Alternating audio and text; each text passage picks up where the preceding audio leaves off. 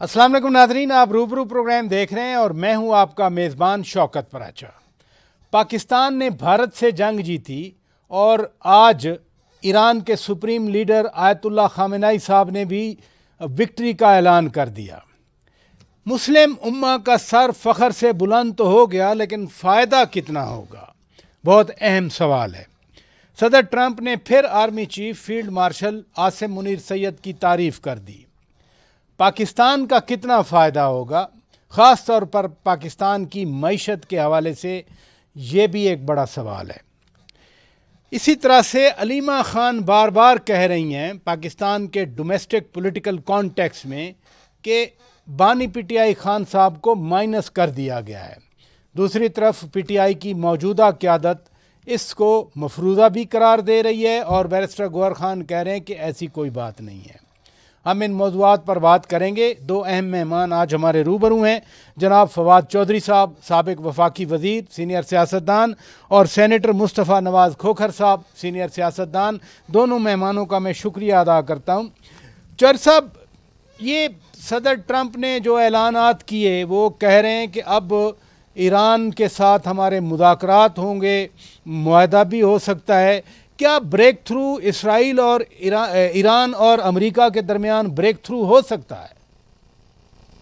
नहीं, हो तो सकता है। और अभी जाहिर है, देखिए, पहली बात तो यह है कि इस जंग के जो नताइज हैं वो उस प्रोग्राम में जो मैं मुस्तफ़ा और आप लोग आप डिस्कस कर रहे थे ड्यूरिंग द वॉर, उसमें हमने जो प्रोडिक्शंस की थी या कंक्लूजन्स निकाले थे उससे कोई बहुत मुख्तलिफ जो है वो नहीं हुए। और हमने यही उस वक्त मेरा पॉइंट ऑफ व्यू यही था कि ईरान को न्यूक्लियर डील ले लेनी चाहिए थी और उन्होंने ना लेके अपना नुकसान कराया है। देखिए ना, उनकी आर्मी की जो टॉप लीडरशिप है, 1/4 लीडरशिप जो है वो शहीद हो गई इस सारे मामले में। और ट्रंप आज भी वही ऑफर कर रहे हैं जो कि जंग शुरू होने से पहले कर रहे थे।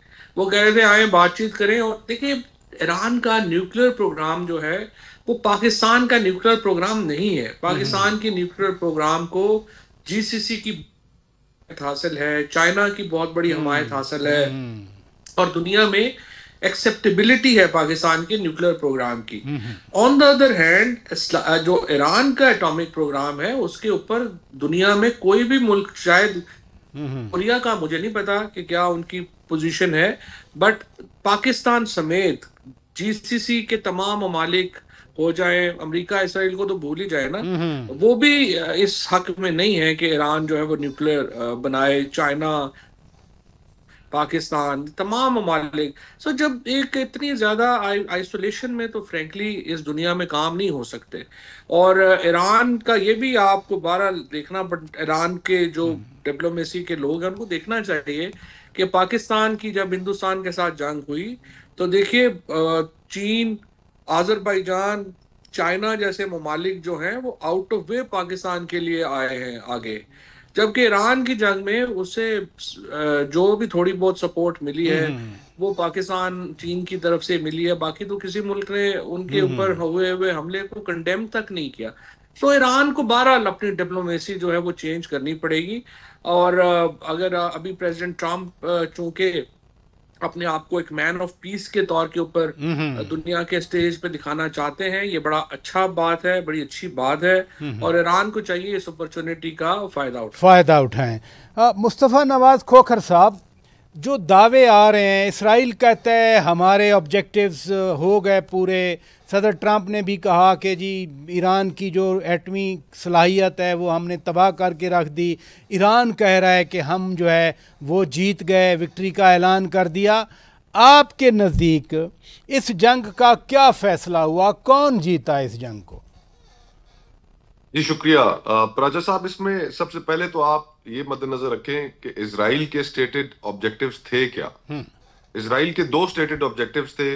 एक ईरान की न्यूक्लियर इंस्टॉलेशंस को तबाह व बर्बाद करना, और दूसरा उनका स्टेटेड ऑब्जेक्टिव था रेजीम चेंज। तो ये दो ब्रॉडली स्पीकिंग उनके ऑब्जेक्टिव्स थे। और जहां तक पहले ऑब्जेक्टिव का ताल्लुक है, न्यूक्लियर साइट्स को जिस तरह फरदौ को कंप्लीटली खत्म करना, उसके बारे में तो अमेरिकन ने अभी तक हतमी अपनी असेसमेंट रिपोर्ट नहीं दी, बल्कि न्यूयॉर्क टाइम्स और कुछ गैर मुल्की अखबारात में वो इदारिये छपे हैं कि जी इतना कोई नुकसान शायद नहीं हुआ। तो उसके ऊपर ट्रंप और न्यूयॉर्क टाइम्स की एक लड़ाई भी वहां पर चल रही है। ट्रंप ने ट्वीट्स भी की उनके खिलाफ कि नहीं, हमने मुकम्मल तबाह कर दी है। और न्यूयॉर्क टाइम्स और दीगर वो इंटेलिजेंस रिपोर्ट्स जो आई हैं, जो मुख्तलिफ अखबारात ने पब्लिश किए, उन्होंने कहा कि कोई नुकसान नहीं हुआ। तो उस पहले ऑब्जेक्टिव के ऊपर अभी उस तरह से क्लैरिटी मौजूद नहीं है।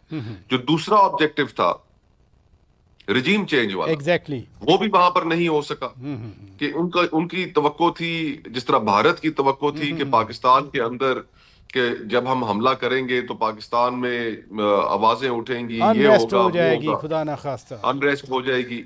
लेकिन यहाँ पर तमाम जो हमने देखा उस जंग के पीरियड के दौरान और उसके बाद भी फ्रैंकली अभी तक, कि तमाम पाकिस्तानी जो थे वो इस मामले में इकट्ठे हो गए। इसी तरह ईरानी जब उनके ऊपर हमला हुआ तो गो के वहां की रजीम के साथ लोगों के बड़े तहफ़्फ़ुज़ात हैं। वहां पर माजी अनकरीब में एक दो बड़ी मूवमेंट्स भी चल चुकी हैं ख़वातीन के हकूक के हवाले से भी। लेकिन जैसे ही ईरान के ऊपर हमला इजराइल करता है तो हमने वही वहां पर भी देखा कि लोग इकट्ठे हो गए। तो जो चीज सामने आई वो ये कि इस दौर में ममालिक, हम अपनी पॉलिटिकल डिफरेंसेस एक दूसरे के साथ, रिजीम्स के साथ रख सकते हैं, लेकिन हम जहां पे भी सोवरेनिटी का ताल्लुक आएगा, और देखिए सोवरेनिटी चैलेंज करने का एक मुस्लिम दुनिया के अंदर एक तसलसल है। अफगानिस्तान के साथ हुआ, फिर उसके बाद इराक की इन्वेजन हुई, फिर लिबिया हुआ, आपका सीरिया हुआ, यमन हुआ, लाखों मुसलमान इसमें शहीद हो गए, करोड़ों बेघर हो गए। तो मुस्लिम दुनिया का जो अब इज्तिमाई एक सोच है, जो हमारी कॉन्शियसनेस है, उसके अंदर हम अपनी सोवरेनिटी और वेस्ट के हवाले से बड़े फिक्रमंद हो गए। और जो आपने अपने इब्तदाइये में जिक्र भी किया कि ट्रंप के पाकिस्तान के बारे में तारीफी कलमात और ये वो, तो उस पर तो सिर्फ एक लाइन तबसरा करूंगा जो हेनरी किसिंजर साहब ने अमेरिका के बारे में कहा। उन्होंने कहा कि अमेरिका की जो दुश्मनी है, that may be dangerous, but America's friendship is fatal. चलो इधर रुकिएगा प्लीज, इधर रुकिएगा, आपने बड़ी अहम बात की चौधरी साहब। ये जो मुस्लिम दुनिया की बात सेनेटर साहब ने भी की, अब इससे ज़रा आगे बढ़ते हैं। अमरीकी नुमाइंदा खसूसी बराए मशरक़ वस्ता स्टीव विटकॉफ कह रहे हैं कि हैरत अंगेज़ तौर पर अब्राहम एकॉर्ड अब आगे बढ़ेगा, बहुत बड़ी तब्दीलियां आएंगी। ये किन ममालिक की तरफ इशारा कर रहे हैं कि वो इसराइल को तस्लीम कर लेंगे? यही अब्राहम एकॉर्ड है ना? देखिए, जो बुनियादी तौर के ऊपर जो विटकॉफ हैं, उनका जो तमाम इन्फ्लुएंस है, हर चीज़ है, वो तो ज़ाहिर है सऊदी अरेबिया से जुड़ी हुई है। और जो इजराइल का रिकग्निशन का जो मामला है, वो भी सऊदी अरेबिया से जुड़ा हुआ है। और अरब ममालिक ज़्यादातर जो हैं वो इस वक्त यूएई के साथ तो ज़ाहिर उनका पहले ही हो चुका है। बाकी ममालिक जो है वो कतर के साथ है, बाकी ममालिक देख रहे हैं कि कहाँ पे जो आके ये चीज जो है वो ठहरेगी। तो लिहाजा सऊदी अरेबिया का जो है वो सबसे इम्पोर्टेंट इसमें डिसीजन होगा। और अभी तक सऊदी अरेबिया ने इसको बड़ा, आई वुड से कि उन्होंने बड़ा केयरफुली ट्रीट किया है। वो जो है वो उन्होंने ईरान को भी, पहली बार ईरान और सऊदी अरेबिया के ताल्लुकात भी इतने कंफर्टेबल हैं जो हम अभी देख रहे हैं। तो मुझे नहीं लगता कि सऊदी अरेबिया इतनी आसानी से ये चीजें जाने जाएंगी। अगर गजा में जो है वो फायरबंदी होना पहली बात है, फिर दूसरा ये कि वहां पे इजराइल फलस्तीनियों को कितनी क्या उनकी रिकग्निशन करेगा, उसके बाद ही मामला जहाँ जाएंगे। पहले भी वो बड़े होपफुल थे। यानी ये कनेक्टेड है कि गजा में क्या सूरत हाल होती है। इधर रुकिएगा प्लीज सेनेटर साहब। इसी कॉन्टेक्स्ट में आपने मीडिया की बात की। सदर ट्रंप और अमेरिकी मीडिया आपस में एक दूसरे को, वो कहते हैं ना, हम पंजाबी में घुसन मार रहे हैं।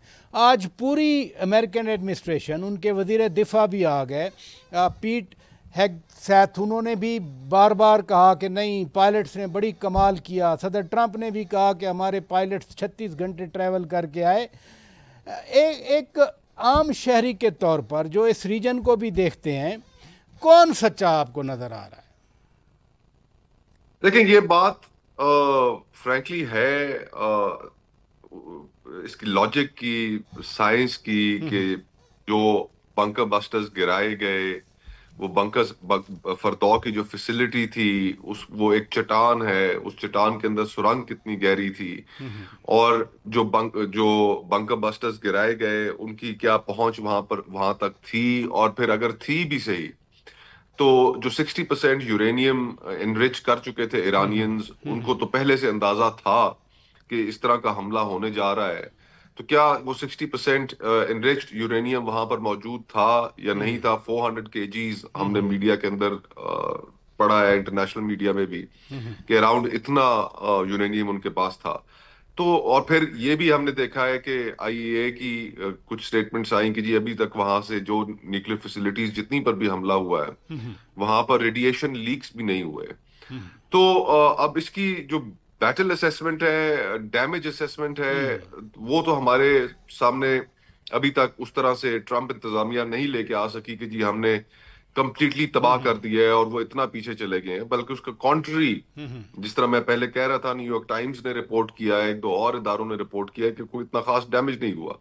तो ये तो आगे चल के ही वजाहत होगी, पता चलेगा इस मौके पर तो इस पे यानी लिटिल प्री मैच्योर है कि जब तक मोर डिटेल सामने आएंगी। इधर रुकिएगा प्लीज नादरीन, ब्रेक लेते हैं, ब्रेक के बाद जब वापस आएंगे फवाद चौधरी साहब के लिए सवाल छोड़ता हूं। जब सदर ट्रंप बार बार पाकिस्तान के army chief field marshal Asim Munir Syed की तारीफ करते हैं, एक गुडविल है पाकिस्तान को, वो कहते हैं आई लव पाकिस्तान, तो पाकिस्तान के लिए क्या अपॉर्चुनिटीज़ हैं इस सारी सॉफ्टनिंग ऑफ एटीट्यूड? ब्रेक के बाद नादरीन जवाब लेते हैं, stay with us. Welcome back Nadreen, आप रूबरू प्रोग्राम देख रहे हैं। चौधरी साहब, मैंने सवाल छोड़ा था, सदर Trump army chief field marshal Asim Munir Syed की बार बार तारीफ़ कर रहे हैं, वो पाकिस्तान के लोगों की तारीफ़ कर रहे हैं, वो कहते हैं कि शानदार लोग हैं, ये इनोवेशन करते हैं, फिर उन्होंने कहा आई लव पाकिस्तान। कोई पाकिस्तान के लिए अपॉर्चुनिटीज़ क्या हैं? वो दुनिया के इस वक्त तो हीरो नंबर 1 बने हुए हैं सदर ट्रंप। देखिए, अगरचे मुस्तफ़ा कह रहे हैं कि यूएस की जो दोस्ती है वो फैसल है, बट फैक्ट इज के यूएस की दोस्ती मैंने बड़ी नहीं कहा, ये हेनरी किसिंजर ने कहा। जी जी आपने कोट किया, आप उनके ख्याल के साथ एग्री कर रहे हैं, तो इसलिए मेरे का देखिए फैक्ट इज के यूएस की जो दोस्ती है ना, मेरे ख्याल में अगर दोस्ती नहीं तो दुश्मनी होनी तो बिल्कुल भी कोई मंदाना बात नहीं। उसकी वजह यह है कि जो भी है US is second world war से पहले से, अगर आप देखें कि जो मॉडर्न वर्ल्ड हिस्ट्री है उसके में दुनिया के अंदर जो इनोवेशन है, दुनिया में जो मिलिट्री बैलेंस है, ये सारे का सारा यूएसए के साथ जुड़ा हुआ है। और I must say Quaid-e-Azam Mohammad Ali Jinnah ने और फिर लियाकत अली खान ने बिल्कुल दुरुस्त फैसला किया कि पाकिस्तान उस वक़्त के जो पॉलिटिक्स थी, वर्ल्ड पॉलिटिक्स में जो फैसला हमने किया वो सही साबित हुआ और हिंदुस्तान ने जो फैसला किया वो गलत साबित हुआ। सो आई मस्ट से कि वो हमारी जो एक हिस्टोरिकल रिलेशनशिप है वो तो मौजूद है। और अगर जिस भी वजूहात से, चाहे वो हिंदुस्तान को जो है वो शिकस्त देने के बाद जिस किस्म का इमेज अब इस रीजन में पाकिस्तान का बना है, इसको कंसोलिडेट करने के लिए जो अपना फील्ड मार्शल आसिम मुनीर साहब की जो मुलाकात हुई है ट्रंप साहब से, जी। और आई मस्ट ऑल्सो से कि टू बी फेयर विद इसहाक डार साहब, जिनके बारे में कोई अंदाजा नहीं था कि वो इतने कामयाब साबित होंगे, लेकिन उन्होंने जिस तरह से एक खामोश डिप्लोमेसी से कह लें या जिस तरीके से जो भी है फॉरेन ऑफिस में इस वक्त मेरा ख्याल है पाकिस्तान की फॉरेन पॉलिसी जो है वो दोनों मिलिट्री और फॉरेन पॉलिसी दोनों जो है बड़ी ऊपर है। और I think as a Pakistani हमें इसके ऊपर जो है डेफिनेटली एक इत्मीनान होना चाहिए कि ये कम से कम हम एक तवील अरसे के बाद हमारे यहाँ जो एक नेशनलिस्ट फोर्सेस हैं, जी जी, जो हम जैसे लोग जो एक बहरहाल अल्टीमेटली जिनका साइकिल भी बाहर नहीं है, हमने तो पाकिस्तान ही की जो है वो देखना है कि वो किधर जाता है। तो आई थिंक इससे आपका एतमाद जो है वो बेहतर होता है और एतमाद के साथ ही बाकी फिर सारी चीजें जो हैं वो जुड़ी हुई हैं। यकीनन आपने बड़ी अहम बात की कि पाकिस्तान की फॉरेन पॉलिसी हेडेड बाय नायब वज़ीर-ए-आज़म इसहाक डार वंडर्स क्रिएट किए हैं, दुनिया दुनिया में पाकिस्तान का पैगाम पहुंचाया है। पाकिस्तान के डिप्लोमेट्स ने दुनिया भर में, चाहे वो ब्रसल्स हो, वो वाशिंगटन हो, वो लंदन हो, वो पेरिस हो, यहाँ रुकिएगा मुस्तफ़ा नवाज़ खोखर साहब, यहाँ आज ईरान की सुप्रीम लीडर ने या उनकी हुकूमत ने ऐलान किया हम जो है वो जीत गए, और उनका जो ऑपरेशन था वो वादा सादिक सोएम था। पाकिस्तान ने बनियानुन मरसूस भी जीता। दोनों मुल्कों का सर तो फ़ख्र से बुलंद हुआ और पूरा आलम इस्लाम में खुशी हुई। इससे मुसलमानों का दुनिया भर में जो है उनका क्या एडवांटेज हो सकता है, उनका क्या फ़ायदा हो सकता है? देखिए, मेरे ख्याल में एक तो ये उम्मत मुस्लिमा, आलम इस्लाम, इस तरह के लफ्ज हम इस्तेमाल करना छोड़ दें, लोगों को बेवकूफ बनाना भी छोड़ दें, अपने आप को भी बेवकूफ बनाना छोड़ दें। इन सारे क्राइसिस में आपको कहीं ओआईसी नजर आई? मुसलमान आपस में बटे हुए हैं। हमारी एक नजरों के सामने फलस्तीन में इस वक्त जो जेनोसाइड जारी है, क्या उसको रुकवाने के लिए हम कोई किरदार अदा कर सके? ये अब्राहम अकॉर्ड्स की अभी इस प्रोग्राम में गुफ्तगू हो रही थी। पिछले चंद सालों में दर्जनों इस्लामी ममालिक जो है उन्होंने इजराइल को रिकग्नाइज किया, और जिन्होंने रिकग्नाइज किया, क्या उनके अंदर इतनी हिम्मत भी हुई आज तक कि वो इजराइल के सफीर को बुलाकर उससे अपने दफ्तर खारजा बुलाकर एहतजाज ही कर ले गजा के मुसलमानों के ऊपर? तो ये हमने क्या ढोंग रचाया हुआ है? उम्मत मुस्लिमा और ये और वो कुछ नहीं है। ये दुनिया वापस इंटरनेशनल ऑर्डर कोलैप्स कर चुका है, और इंटरनेशनल ऑर्डर में इस वक्त सिर्फ एक ही जुबान बोली जा रही है, समझी जा रही है, माइट इज राइट। जिसके पास ताकत होगी वो अपनी बात मनवा भी सकेगा, और जिसके पास ताकत नहीं होगी, कमजोर होगा, उसको एक्सप्लॉइट भी किया जाएगा और उसके हिस्से भी किए जाएंगे। पाकिस्तान इस सूरत हाल में एक यूनिक मुल्क है तमाम इस्लामी दुनिया में कि इसके पास न्यूक्लियर कैपेबिलिटी मौजूद है। तो हमारी तरफ अगर कोई इवेंचुअली, खुदा ना करे कि कोई ऐसी सूरत हाल बन जाती है, तो फिर एक दुनिया को भी पता है कि एक न्यूक्लियर डेटरेंस इनके पास मौजूद है। हमें फोकस इस चीज पे करना चाहिए कि हमने अपनी मईशत को कैसे मजबूत करना है। अपने मुल्कों में मजमूई तौर पर ना सिर्फ पाकिस्तान बल्कि इस्लामी ममालिक में साइंस, इल्म, तहकीक, इसको किस तरह प्रमोट करना है। B-2s वहां से उड़ते हैं अमेरिका से, हजारों मील का सफर तय करके वो आते हैं, नजर भी नहीं आते, किसी को नजर भी नहीं आते। तो वो जब तक आपके पास टेक्नोलॉजीज नहीं होंगी, आप इल्म और साइंस से ऐसे दूर भागेंगे कि बस कि जनाब नहीं, ये दुनिया तो आर्जी और फानी है, आखिरत की तैयारी करें, इस दुनिया की तरफ क्या तवज्जो देनी, तो फिर यही हाल आपके साथ होता रहेगा। तो मैं ये समझता हूं कि ये जो आपने सवाल फवाद से भी पूछा था, पाकिस्तान के लिए एक पाकिस्तान की फॉरेन पॉलिसी में जो कामयाबी हमें मिली है कि हम भारतीय हिसार तोड़ने में कामयाब हुए हैं। पोस्ट मुंबई पिछले 15 सालों से भारत ने पाकिस्तान के खिलाफ एक परसेप्शन बना दिया कि जी ये तो दहशतगर्दी को सपोर्ट करने वाला मुल्क है, ये तो एक नाकाम रियासत है, ये तो एक दुनिया के ऊपर बोझ है, इसका न्यूक्लियर प्रोग्राम एक खतरा है, इनसे एंगेज करने की कोई जरूरत नहीं है, इनसे डिसएंगेज रहा जाए। तो ये एक हिसार था जो भारत ने कायम किया हुआ था। और ये जो 3-4 दिन की जो जंग हुई, उसमें हमने जो जवाब दिया भारत को, उससे हमने पूरी दुनिया में अपनी स्ट्रेंथ प्रोजेक्ट हमारी स्ट्रेंथ प्रोजेक्ट हो गई। ये बड़ी अच्छी बात आपने की। इधर रुकिए प्लीज। चौधरी साहब, भारत की बात कर दी सेनेटर साहब ने। आज ही चीन में शंघाई तावन तंजीम के वज़राए दिफा का इजलास था। भारत ने वो डॉक्यूमेंट पे साइन करने से इनकार कर दिया क्योंकि चीन ने, रूस ने, ईरान ने, सेंट्रल एशियन रिपब्लिक्स ने वो पहलगाम वाला जो मंत्रा था वो भारत का कबूल नहीं किया। उल्टा बलूचिस्तान का इनडायरेक्ट रेफरेंस आ रहा था कि इंडिया इन्वॉल्व है। तो ये भी क्या शिकस्त की निशानी है कि आप SCO को भी आप रखना डालें, जैसे सार्क को रखना डाल दिया आपने?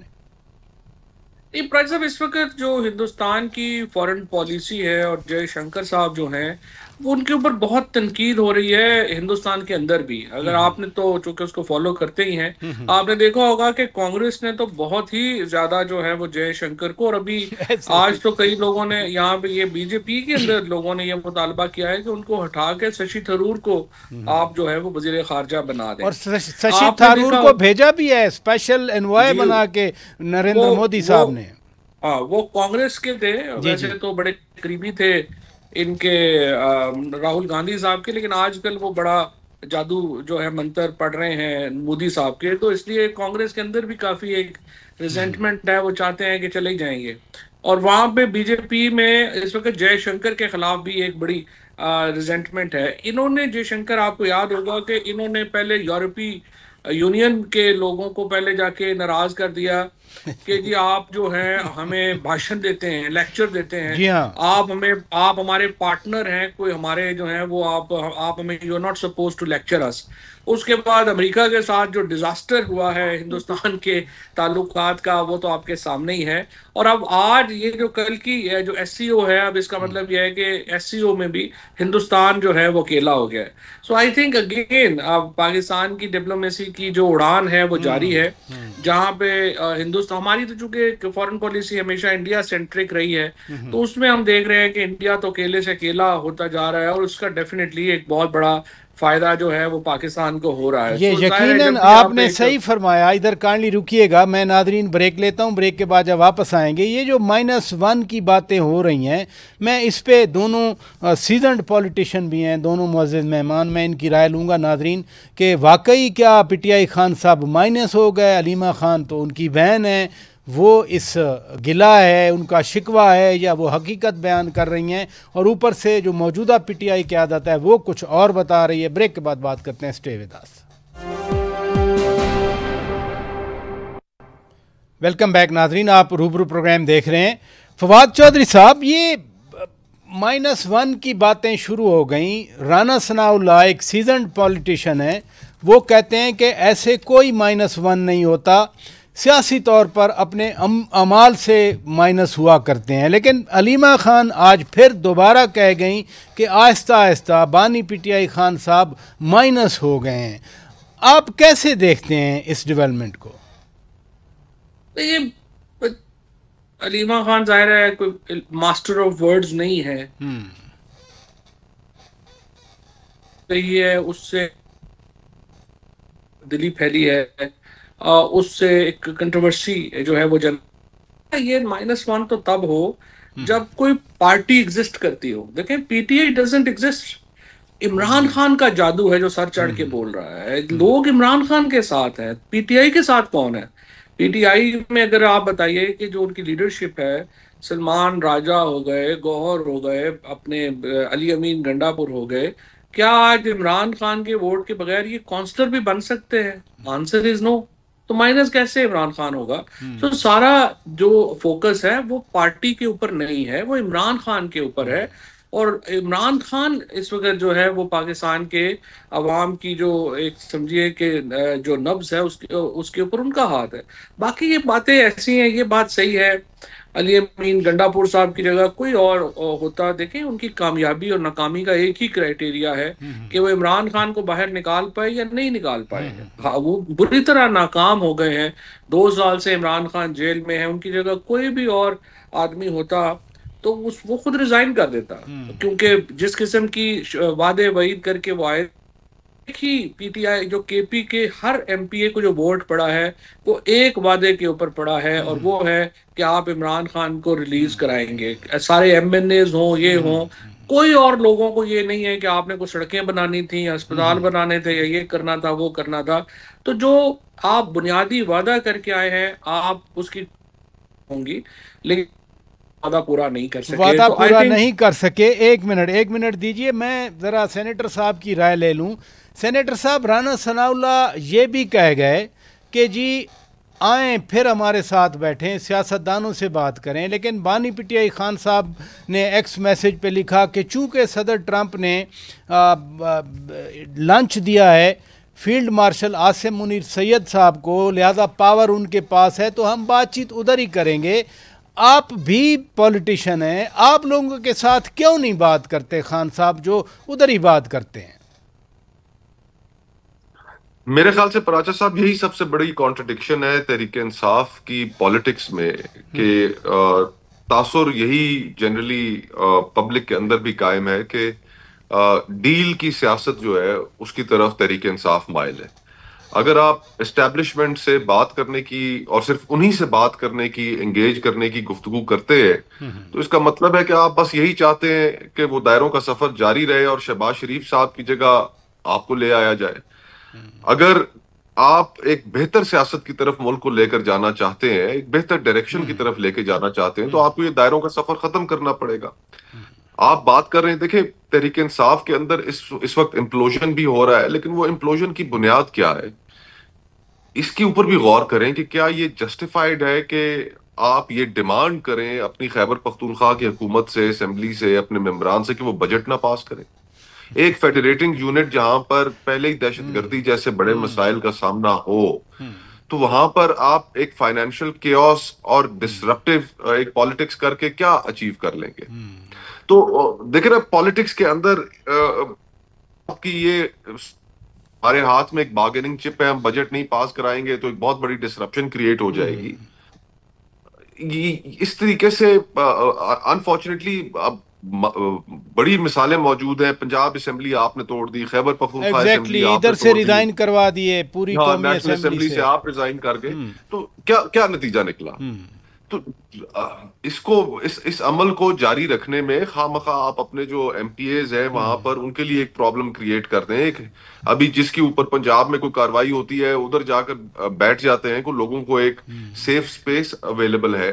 तो पॉलिटिक्स में आप वक्त का इंतजार करते हैं, मौके का इंतजार करते हैं। और राना साहब ने बिल्कुल ठीक बात की कि अगर तो हमें दायरों का सफर खत्म करना है तो मैं समझता हूं कि मुस्लिम लीग नून और पीपल्स पार्टी के अंदर बहुत से ऐसे लोग हैं कि जो इस कॉन्वर्सेशन में एंगेज होना चाहेंगे, क्योंकि उनकी अपनी सियासत है, उनके लिए भी प्रॉब्लम है, जी जी, अपनी सियासत को भी चाहते हैं और ये उन्हें भी अपनी सियासत रिस्टोर करने का एक मौका देगा कि यार के सारे सियासतदान इकट्ठे हुए हैं, बैठकर ये कोई रास्ता निकालेंगे। और आज भी मैं कहता हूं कि कुंजी जो है ये तहरीक इंसाफ की गलत फहमी है कि एस्टैब्लिशमेंट के पास है उनकी रिहाई की, दानों के पास है, उन जमातों के पास है जो हुकूमत में मौजूद हैं। हमें एक नए सीओडी के ऊपर एग्री करना पड़े तो करें, हमें नए रूल्स ऑफ द गेम के ऊपर एग्री करना पड़े तो करें, लेकिन हमें अब कुछ ना कुछ एक बनानी पड़ेंगी आपस में भी एक दूसरे के साथ मिलके कि यार कि ये रेड लाइंस होंगी, भले ऑपोजिशन में हो, लेकिन ये रेड लाइंस हम क्रॉस नहीं करेंगे, नहीं करेंगे। ये बिल्कुल आपने दुरुस्त फरमाया। चौधरी साहब, ये जो बजट वाली बात है, आज भी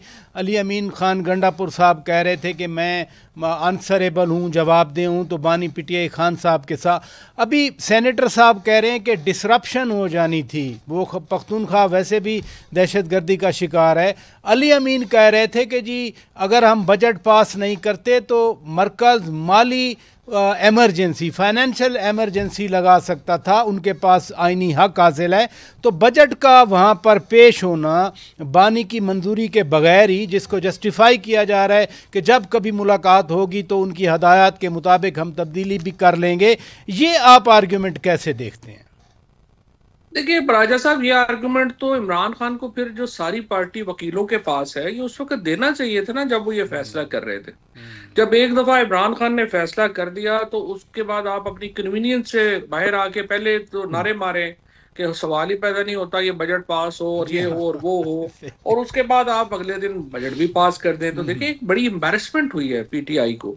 और जब तक सच्ची बात यह है कि तरीके ये मुस्तफा ने जो बातें की हैं मैं बिल्कुल उनसे एग्री करता हूं, लेकिन देखिए जब तक लच्चर किस्म के लोग जो बाहर बैठे हुए हैं, जिनको बात करने की तमीज नहीं है, कोई यूट्यूब पे बैठे हुए हैं, वो मजाक उड़ा रहे हैं, वो उनके नजदीक पाकिस्तान के जो लोग हैं उनके फैमिलीज जो हैं उनकी कोई हैसियत अहमियत नहीं है, वो उनके ऊपर ठट्ठे लगा रहे हैं। फिर जो पॉलिसीज जिस तरीके से बनाते हैं उसके ऊपर आज मसलन आप इनकी संजीदगी का अंदाजा लगाएं कि इस वक्त फैसलाबाद के केस में तकरीबन 42 और ये जो 9 मई के केस में 42 एमएन एमपीएस जो है वो कन्विक्शन जो है वो उधर जा रहे हैं। बिल्कुल जज 12-12 बजे रात बैठ के कर रहा है, जो हालात अदलिया के हैं वो आपके सामने ही है जैसे चल रहे हैं।